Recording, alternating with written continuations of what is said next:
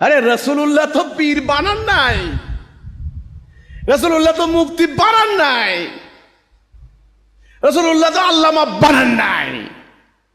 রাসূল বানাইছেন যোদ্ধা। ঘরে বাপ নাই, তলোয়ার ঠিক আছে, মাথায় হেলমেট, প্রতিদিন তলোয়ারকে একবার পরিষ্কার করে। নিজের শরীরের গোসলের পরিষ্কারের দিকে নজর নাই, কিন্তু তলোয়ার খানাতে জানে এই তলোয়ার আমার ইজ্জত, তলোয়ার আমার ভবিষ্যৎ, তলোয়ার আমার সম্মান। তোমাদের উপর আল্লাহর গজব পড়ছে, তোমরা সব ধরছো, তলোয়ার ফালাইছ।